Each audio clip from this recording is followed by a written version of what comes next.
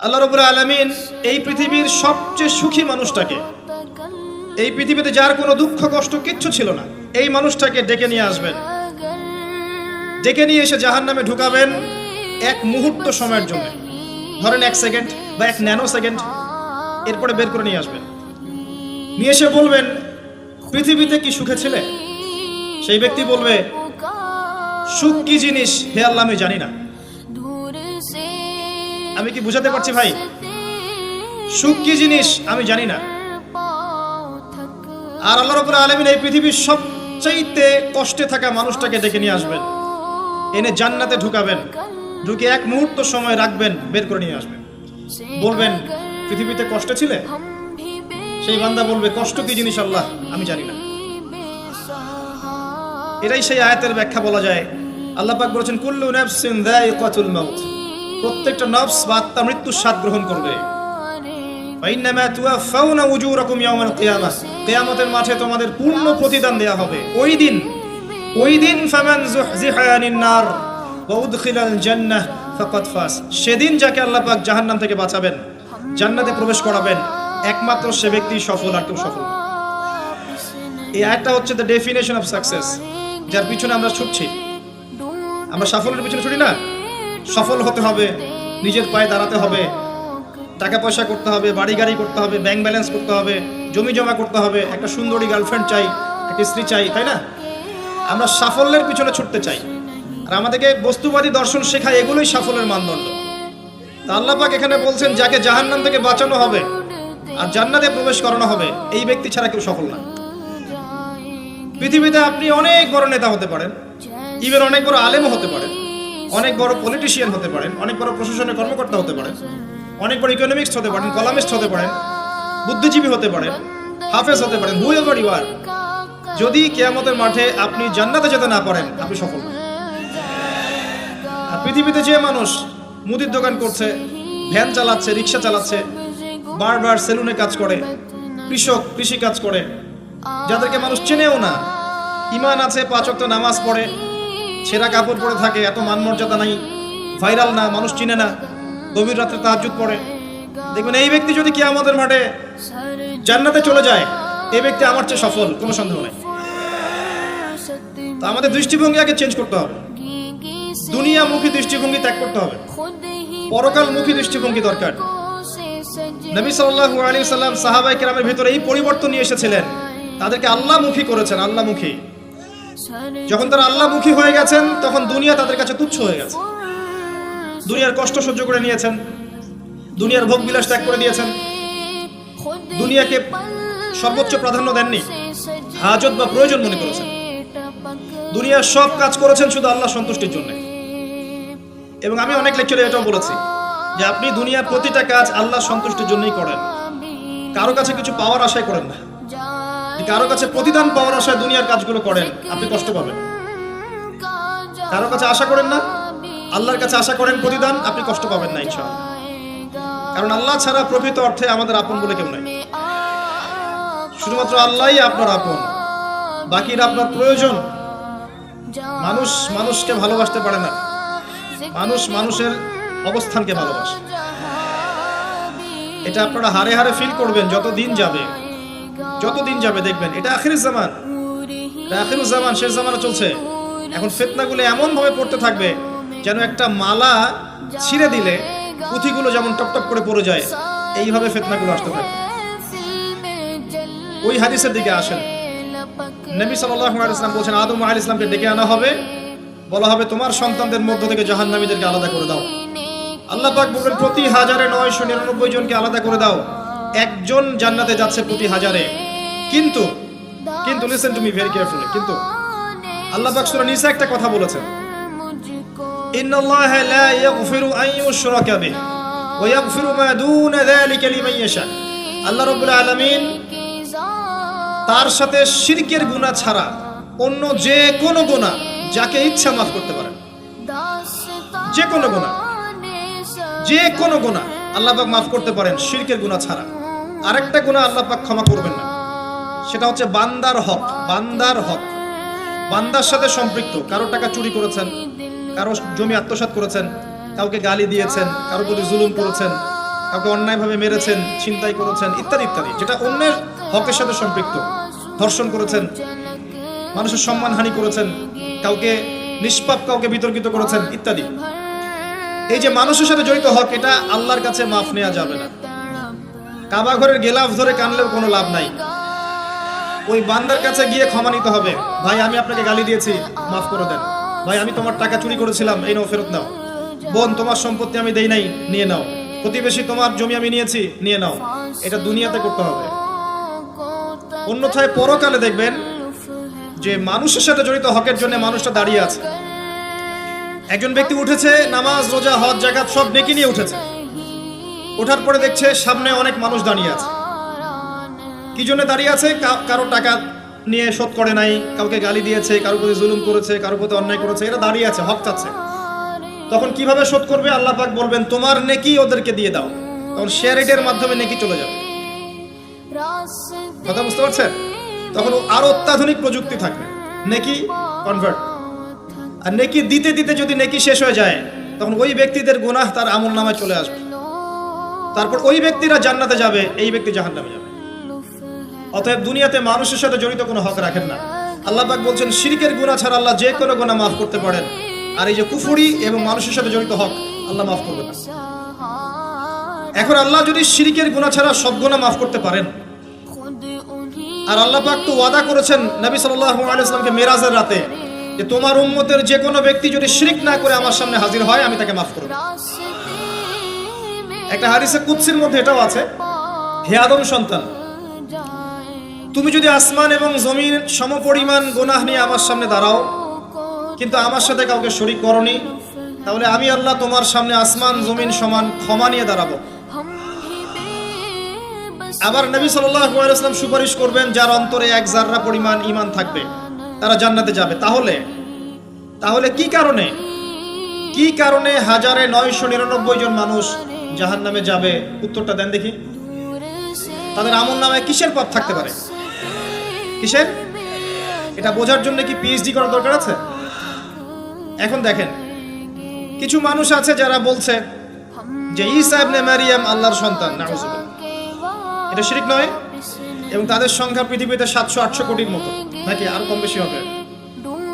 যারা চলে গেছে, যারা আছে এবং যারা আসবে। কিছু মানুষ বলছে ওজায়ের আলাইহিস সালাম আল্লাহর সন্তান, নাউজুবিল্লাহ। এরা হচ্ছে জিউস, যারা এখন প্যালেস্টাইন দখল করে আছে। আর এই কথা বলতে আমাদের বুকে ভয় থাকা উচিত নয় যে ওইটা আমাদের জমি, তাদের জমি নয়। ওখানকার ঘটনা হচ্ছে এমন, একটা উপমা দিয়ে বোঝানো যায়। মনে করেন আপনি আপনার ঘরে বসে আছেন, আপনার দরজায় একজন মেহমান এসেছে। মেহমান নক করছে, ঠক ঠক ঠক।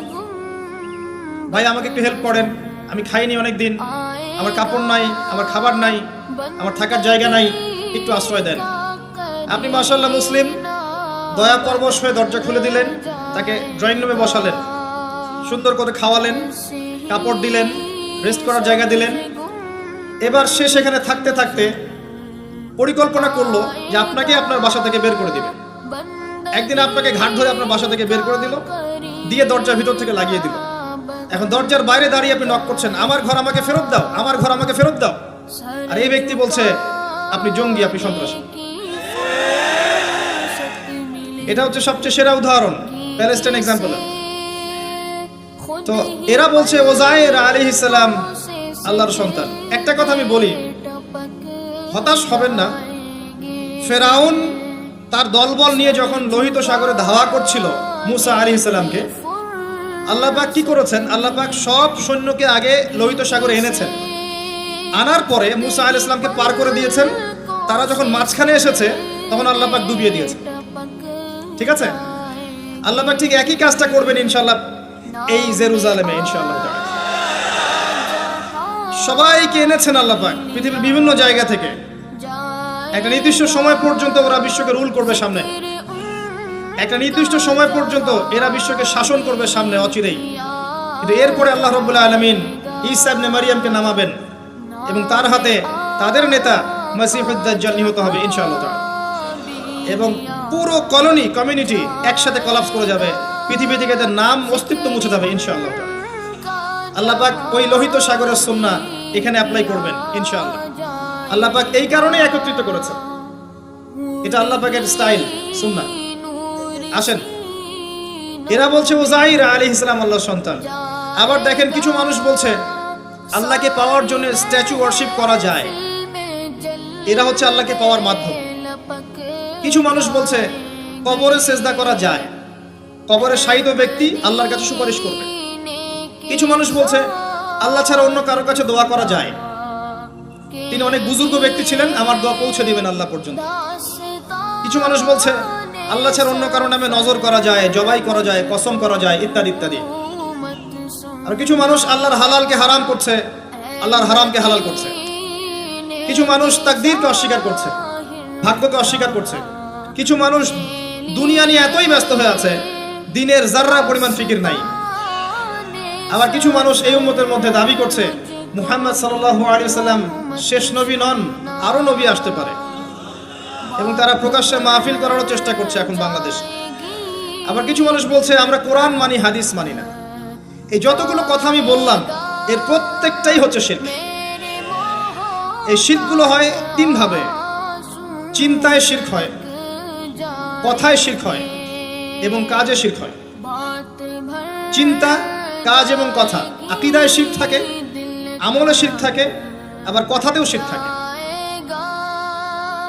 এই শিরকের পাপের কারণে আল্লাহ রাব্বুল আলামিন বেশিরভাগ মানুষকে জাহান্নামে দিবেন, বলেন নাউযুবিল্লাহ। কিন্তু কারো আমলনামায় যদি শিরকের পাপ না থাকে, শিরক থেকে তওবা করে যে কোনো পাপ নিয়ে সে কবরে যায়, 99% সম্ভাবনা আছে এই মানুষকে আল্লাহ পাক মাফ করে দিবেন।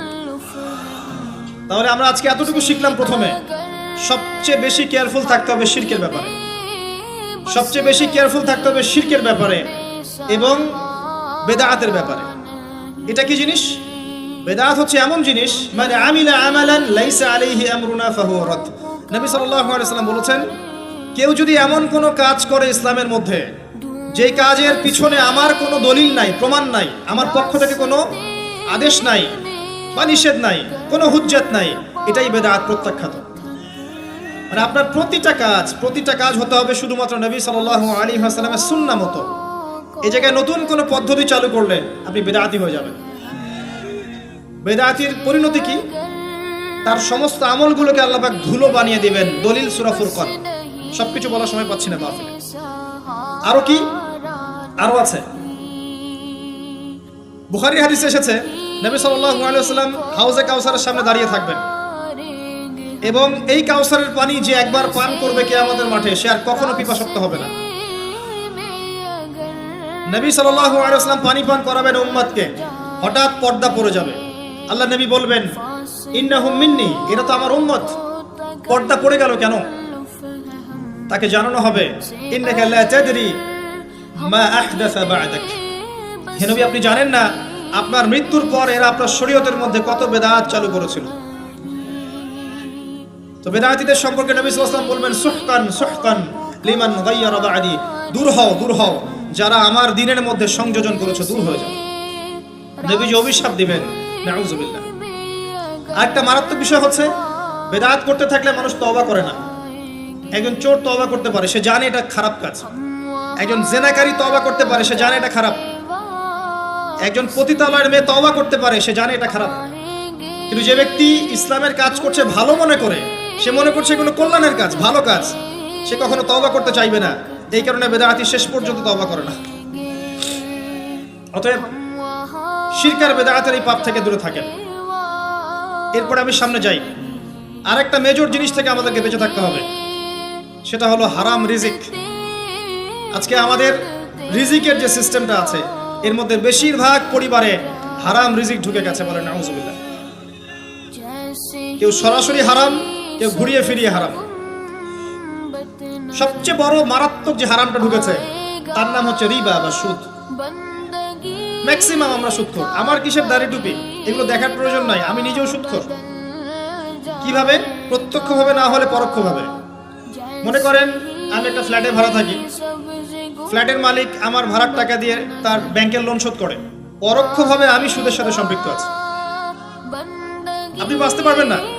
এই জামানা সম্পর্কে নবী সাল্লাল্লাহু আলাইহি ওয়াসাল্লাম বলেছেন, এমন একটা জামানা আসবে যেই জামানায় মানুষ সুদ থেকে বেঁচে থাকতে পারবে না, যে বেঁচে থাকার চেষ্টা করবে তার গায়েও সুদের ছিটা ফোঁটা গিয়ে লাগবে, কোনো সন্দেহ নেই, এটা সেই জামানা। টপ টু বটম সব জায়গায় সুদ। আর জানি না এই আয়াতগুলো কোরআনে আছে কি না আদৌ, বা এগুলো মানুষকে শোনানো হয় কি না আদৌ। তা আমি আমার জায়গা থেকে চেষ্টা করছি। আল্লাহ পাক কোরআনে বলেছেন, কে বলেছেন? আল্লাহ বলেছেন। আমি অনুবাদ করছি, আমি জাস্ট অনুবাদক। সূরা বাকারা 279 থেকে পড়া শুরু করেন। আল্লাহ পাক বলেছেন, ইয়া আইয়ুহাল্লাযীনা আমানু, হে মুমিনগণ, তুমি যদি মুমিন হয়ে থাকো, হে মুমিনগণ, ইত্তাকুল্লাহ, তোমরা আল্লাহকে ভয় করো। ইত্তাকুল্লাহ, তোমরা আল্লাহকে ভয় করো। ইত্তাকুল্লাহ, তোমরা আল্লাহকে ভয় করো। ওয়াযারু মা বাকিয়া মিনার রিবা, সুদের অবশিষ্ট অংশগুলো ছেড়ে দাও। ইন কুনতুম মুমিনিন, যদি প্রকৃত অর্থে মুমিন হয়ে থাকো। ওয়া ইন লাম তাফআলু, আমি আল্লাহ বলছি তোমরা যদি এটা না করো, ফাযরু বিহারবিন মিনাল্লাহি ওয়া রাসূলিহি, তাহলে আল্লাহ এবং তার রাসূলের সাথে যুদ্ধের ঘোষণা শুনে রাখো। গো অ্যাহেড, এখন রাস্তা আপনার। আমি অনুবাদ করে শুনিয়ে দিয়েছি, আপনার কান পর্যন্ত পৌঁছে গেছে। এখন decision is yours, path is yours, choose your path. রাস্তা আপনার, আপনি ফিক্স করেন কি করবেন। যদি আপনি সুদ খান 1 নাম্বার, অথবা দেন 2 নাম্বার, 3 আপনি সাক্ষী থাকেন, 4 লিখে রাখেন, আপনি সমান পাপী। এই 4 শ্রেণীর মানুষকে নবী সাল্লাল্লাহু আলাইহি ওয়াসাল্লাম অভিশাপ দিয়েছেন, লাআনত করেছেন। আর নবী সাল্লাল্লাহু আলাইহি ওয়াসাল্লাম অভিশাপ নিয়ে যদি আমরা কবরে যাই, তাহলে মান নবিয়ুক উত্তর দিতে পারবো, এটা বিশ্বাস করা বোকামি। তার অভিশাপ নিয়ে যদি আমরা হাসরের মাঠে উঠি, হাউজে কাউসারের পানি পাবো, প্রত্যাশা করাটা বোকামি হবে।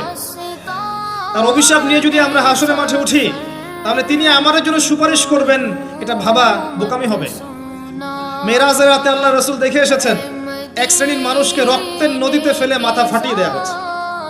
নবী জিজ্ঞাসা করলেন সাল্লাল্লাহু আলাইহি ওয়াসাল্লাম, এরা কারা হে জিবরাইল? জিবরাইল আলাইহিস সালাম বলেন, এরা আপনার উম্মতের সেই সব ব্যক্তি যারা ছিল সুদখোর, যারা সুদের মধ্য দিয়ে মানুষের রক্ত চুষে খেয়েছে। আজকে রক্তের নদীতে এদেরকে ফেলে মাথা ফাটিয়ে দেয়া হচ্ছে।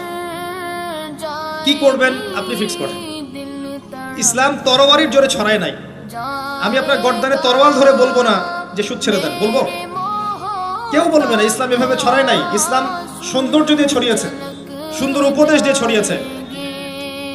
উদউ ইলা সাবিলি রাব্বিকা বিল হিকমা ওয়াল মাউইযাতিল হাসানা ওয়াজাদিলহুম বিল্লাতি হিয়া আহসান, এভাবে ইসলাম ছড়িয়েছে।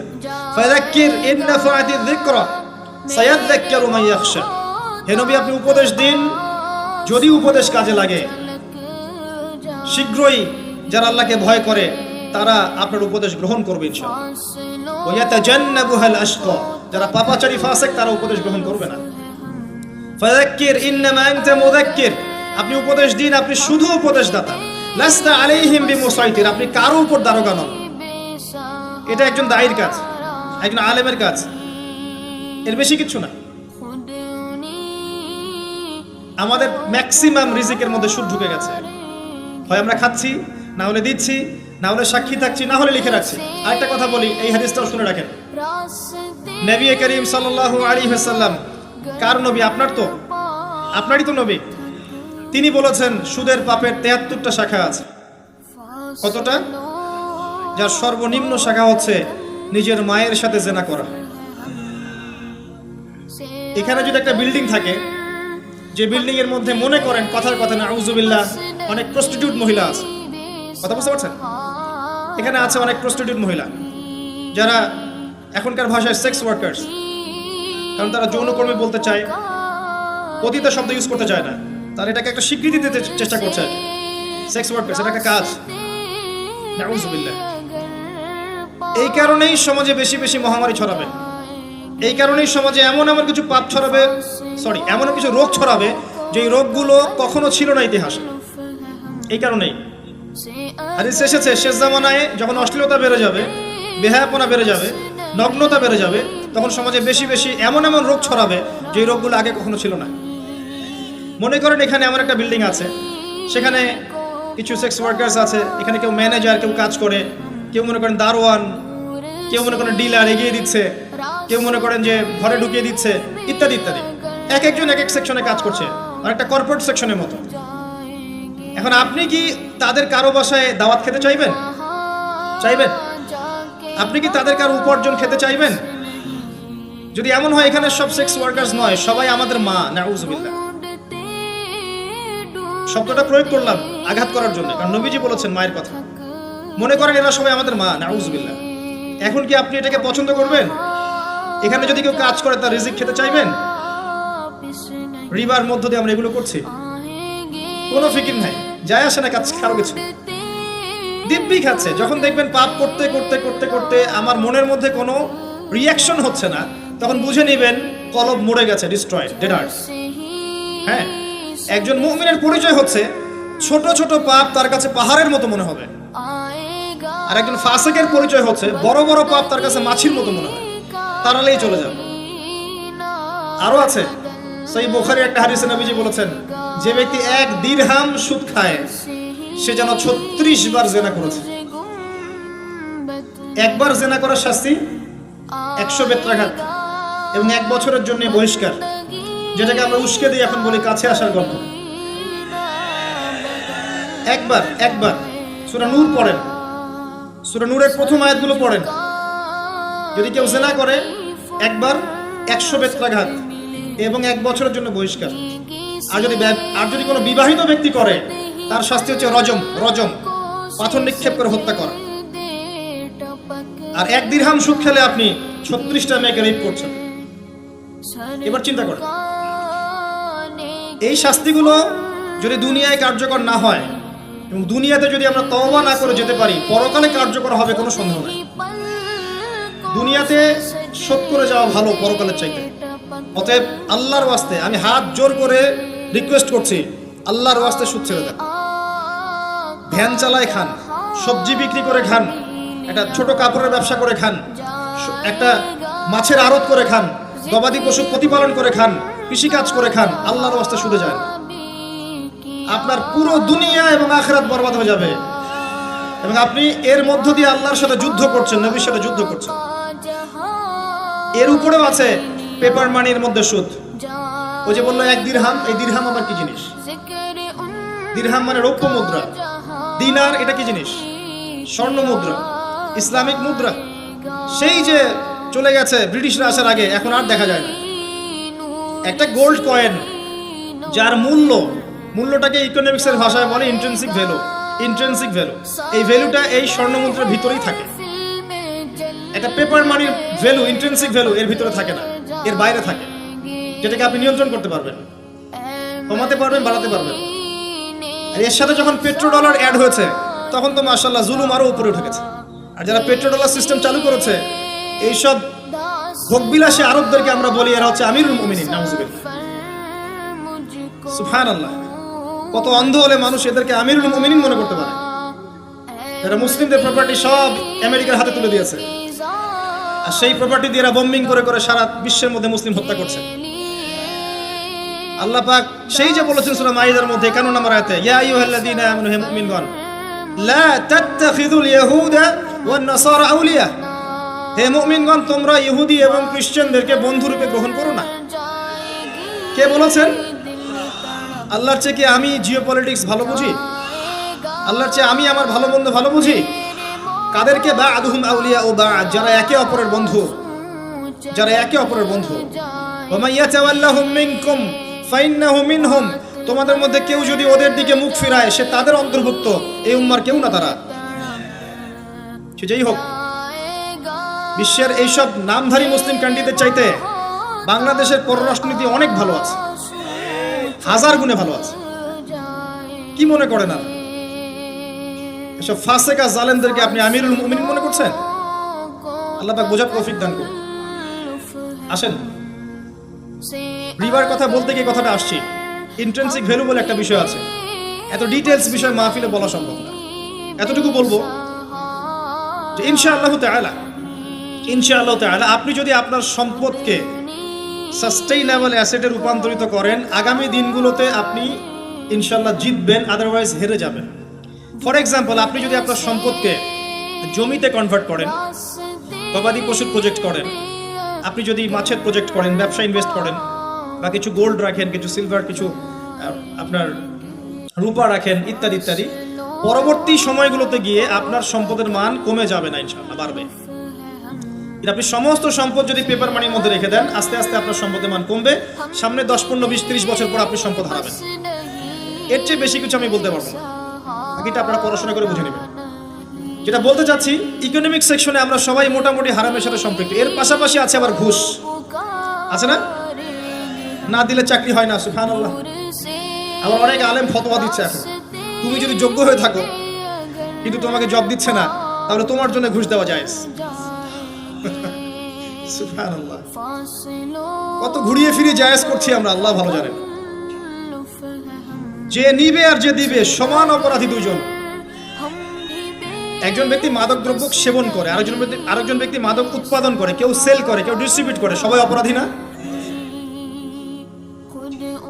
এরপরে আবার আছে দেখবেন অন্যের সম্পদ আত্মসাৎ করা। দুর্নীতি করছি, অন্যের সম্পদ আত্মসাৎ করছি। অনেক সময় দিনের লেবাজেই, ধার্মিকতার লেবাজেই মানুষের সম্পদ লুটে পুটে খাচ্ছে। কত মাজার আছে যায় দেখেন, মানুষের সম্পদ কিভাবে লুটে খাচ্ছে আল্লাহ ভালো জানে। ওখানে যত মোমবাতি জমা পড়ে, এগুলো বিক্রি করলে মনে একটা পদ্মা সেতু হবে, আল্লাহ ভালো জানে। বেশি বলে ফেলাইছে মনে হয়। যাই হোক, এমন অনেক জায়গা আছে গরু ছাগল দিচ্ছে, মাশাআল্লাহ মানতের টাকা দিচ্ছে। এই যে কয়দিন আগে দেখলাম একটা চ্যানেলেই দেখলাম, দান বাক্স খুলেছে, কোটি কোটি টাকা বের হচ্ছে এখন থেকে। জি, আমি মনে করতে পারছি না, বাট আমি দেখেছিলাম। তো না, ঠিক আছে, মসজিদে টাকা দিতে পারে মানুষ, সমস্যা নাই। আমি বলছি এমন জায়গা যেখানে আল্লাহর সাথে শিরক হচ্ছে। বিষয়টা হচ্ছে, আমরা ধর্মের লেবাজে অনেক সময় মানুষের সম্পদ লুটে পড়ে খাচ্ছি না? অনেক মুসলিম আছে যারা বোনের সম্পত্তির অধিকার দেয় নাই। আল্লাহর রাস্তায় সময় দিয়ে আসে, চিল্লা দিয়ে আসে, বলছে যে আমার বোন তো আমাকে সম্পত্তি দান করে দিয়েছে, মাশাআল্লাহ। আপনি কেমনে দান করছে ভাই? তো আমি ওকে বলছি, তুই যদি আমাকে দিস তো সওয়াব হবে। তো দিয়ে দিচ্ছে, মাশাআল্লাহ। তো বললাম যে আপনি মরার আগে ওটা তাকে সওয়াবের আশা দিয়ে দিয়েন, এই অবস্থায় মরেন না। আমরা অনেক সময় ধর্মের লেবাজেও মানুষের সম্পদ আত্মসাৎ করি, কোনো সন্দেহ নাই। আল্লাহ পাক আমাদেরকেও হেফাজত করুন, আমিন।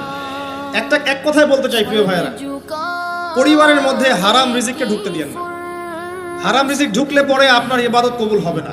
আপনি ছোটখাটো কিছু করেন, হালাল রিজিক খান, অল্পতে আল্লাহ পাক সন্তুষ্ট হয়ে যাবেন ইনশাআল্লাহ তাআলা। আল্লাহ পাক তো বেশি কিছু চান না আমাদের কাছে। আল্লাহ পাক কি চান?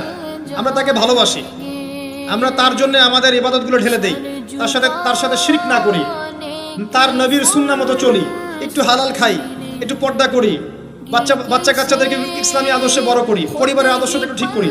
এত বেশি কিছু কি আল্লাহ পাক চান আমাদের কাছে? আল্লাহ পাক কি আমাদের কলার ধরে জিজ্ঞাসা করবেন দুনিয়াতে ইসলামী খেলাফত কায়েম করে আসো নাই কেন? বলবেন?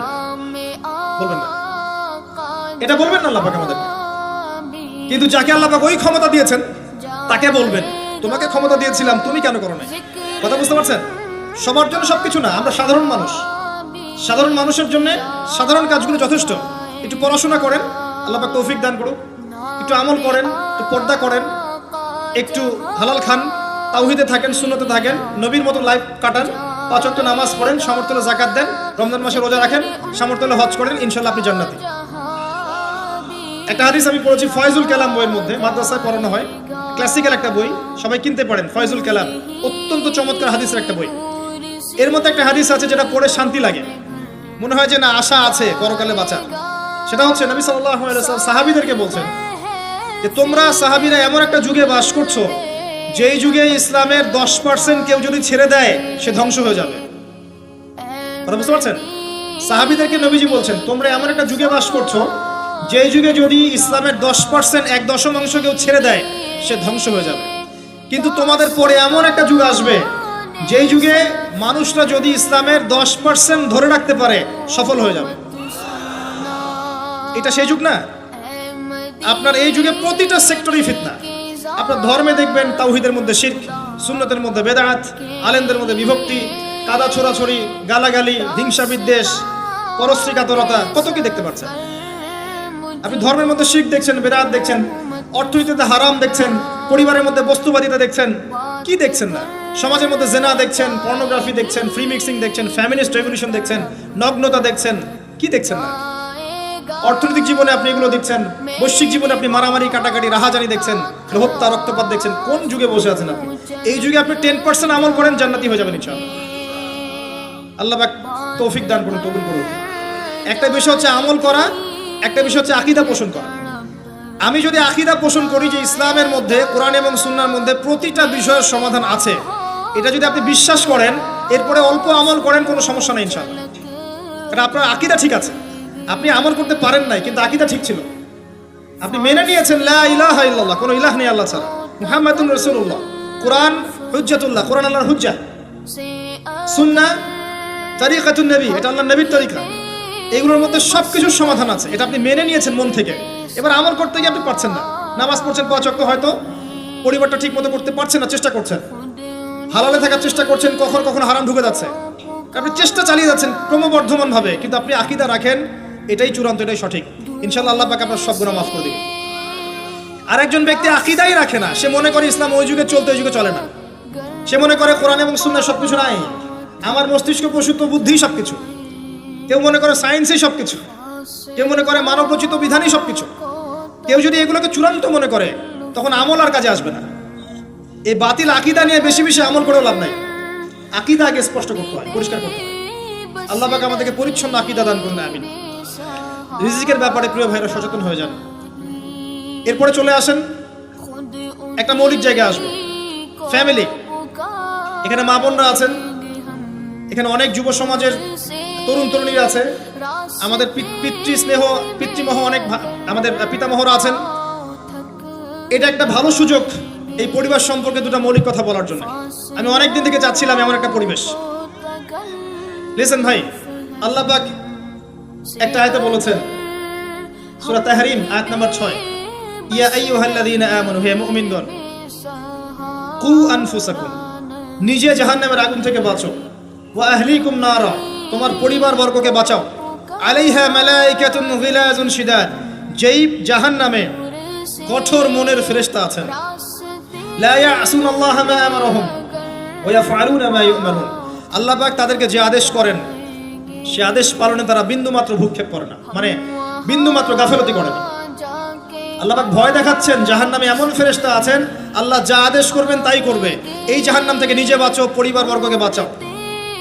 নিজে বাঁচবো কিভাবে? আমি বলে দিয়েছি কিভাবে। আপনি জ্ঞান অর্জন করবেন, আমল করবেন, হালাল খাবেন, তাওহীদে থাকবেন, সুন্নতে থাকবেন, ইনশাআল্লাহ বেঁচে যাবেন। পরিবার বর্গকে বাঁচাবেন কিভাবে? আসেন শুরু করি, শুরু থেকে। শুরুটা হবে আপনার বিয়ে দিয়ে।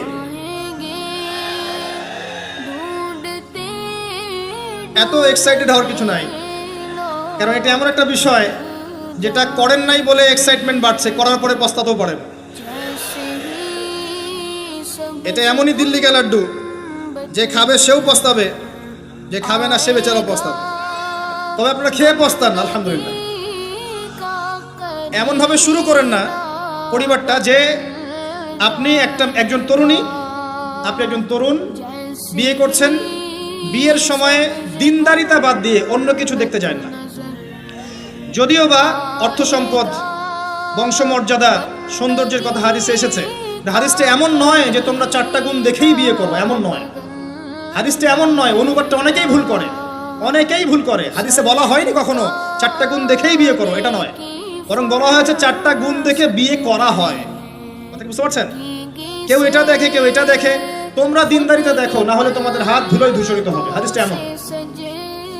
এক্ষেত্রে কি আমরা বলবো, প্রথমত বিয়েটাকে সহজ করে দেন। বিয়েটাকে সহজ না করলে সমাজে জেনা বাড়তে থাকবে, এবং জেনা বাড়ার কারণ আছে। যখন পর্নোগ্রাফিটাতে ফ্রি অ্যাক্সেস দেওয়া হয়েছে, মানুষ রাতের বেলা পর্ন দেখতে পারে, কেউ বাধা দেওয়ার নাই। উপরের সেকশন থেকে কিন্তু এটাকে বন্ধ করে দেওয়া যেত। পৃথিবীর অনেক কান্ট্রি আছে যেখানে অনেক কিছু চলে না। চাইনিজরা ফেসবুক ইউজ করে না, করে? ওরা কি উন্নত জাতি না? ওরা তো এখন আমেরিকাকে যদি বলে ওঠো উঠবে, আমেরিকাকে বসতে বলে বসবে। ওরা এমন জায়গায় চলে গেছে। ওই ইউক্রেন ইস্যু নিয়ে আমেরিকা, ন্যাটো আর এই ব্রিটেন আর ফ্রান্স আর ইসরায়েল কিছুই করতে পারবে না ইনশাআল্লাহ, বিকজ এখানে একটা বড় অ্যালায়েন্স আছে চায়না এবং রাশিয়া। কিছুই করতে পারবে না। বরং এর উদ্দেশ্য, যে উদ্দেশ্যে এটা কাজ করেছিল তারা, এটা তো সফল হবে না তারা ইনশাআল্লাহ। আজকে টপিক এটা না, আমি এদিকে যাচ্ছি না। মূল বিষয়টা হচ্ছে যে সহজ করতে হবে বিয়েটাকে।